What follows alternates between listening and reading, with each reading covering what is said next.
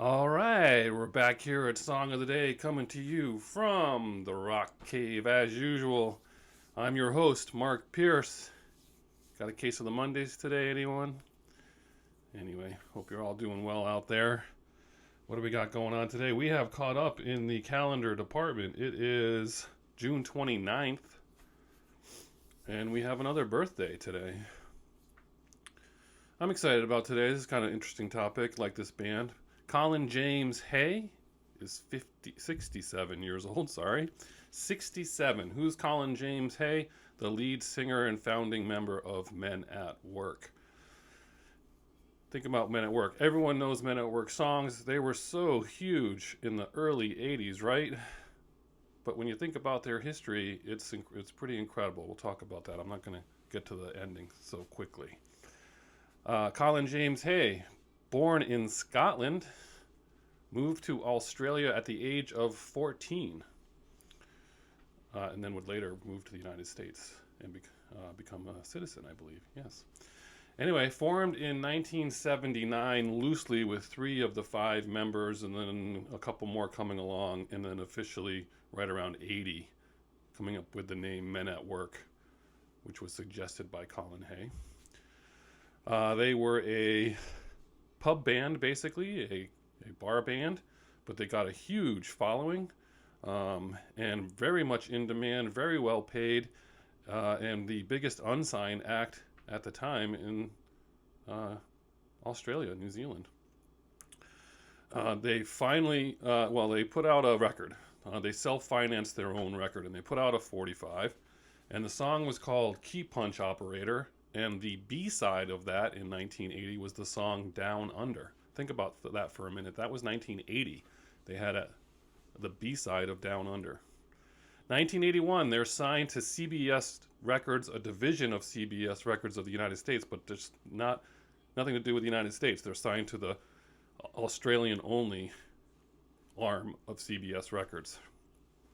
And what do? They put out their first single with them, Who Can It Be Now?, in 1981, and it goes to number 2 in Australia, and it's on the charts there for 24 weeks. Now, at the same time, they have a producer working with them, a United States-based producer working on their first album, Business as Usual. But that album was rejected twice by CBS in the United States. So it was released in Australia in 82, the fall, October. Yeah, October. And they did a reworked version of Down Under. That went to number 1 in Australia for 6 weeks. And then they basically, the album was number 1, right? So the album's rejected time and time again. And then finally, it comes out on the other side of the pond there. In April of 82, 6 months after it was released in Australia. So that record that we all started to hear was already out 6 months prior in Australia. And they actually got their first traction in Canada. They got big in Canada with that record, and they opened up for Fleetwood Mac in Canada that year. Then finally that summer, they release... It's funny because they're releasing singles to the United States that have already been released to Australia 6 months prior, and they're releasing new singles in Australia beforehand. So, like, Be Good Johnny's released in Australia, which is the 3rd single from Business as Usual, and that's just when the album's just starting to chart in the United States. So in the United States, they put out Who Can It Be Now? And that doesn't go to number 1 until October in the United States. So that's a full year after it's been out. Which is crazy, right? That goes to number 1. Down Under goes to number 1, and everyone remembers. I mean, the album spent 15 weeks at number 1. They won a Grammy for Best New Artist, which that must be funny, right? They're winning Best New Artist, and the material that everyone is listening to is already an album that's been released a year prior. They're already working on their next album when all this is happening.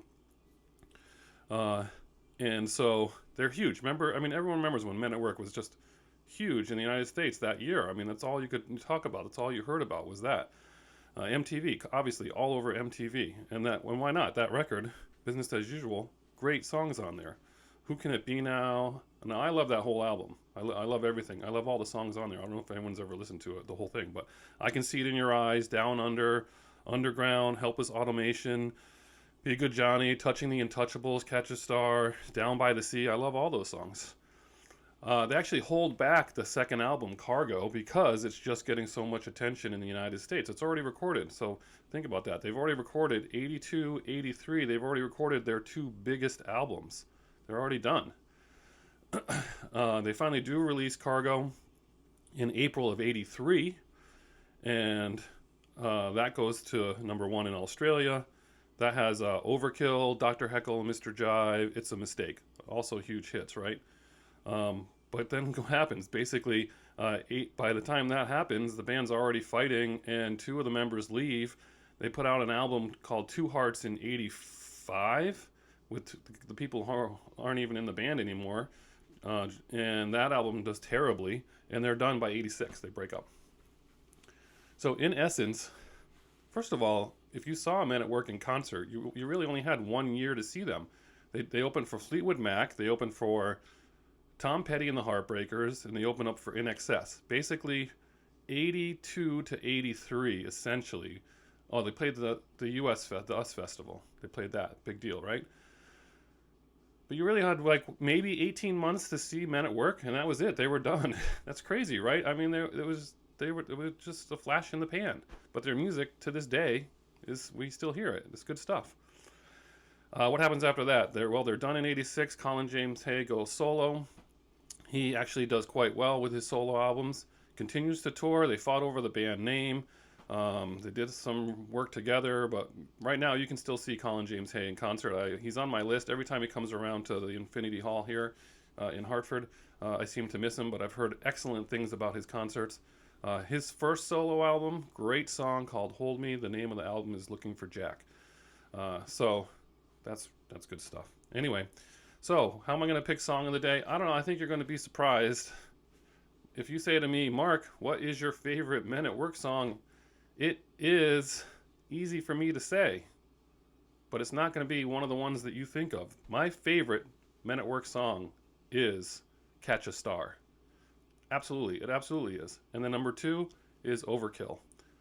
That song, I don't know if I loved that song when it was out, but it's grown on me, and I do. I love that song right now. So we're putting 3 songs up there, but my actual song of the day is Catch a Star from Men at Work.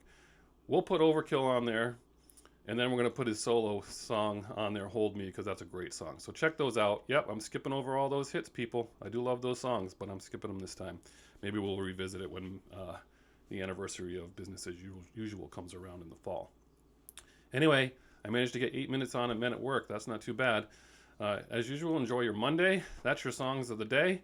And we'll see you on the flip side.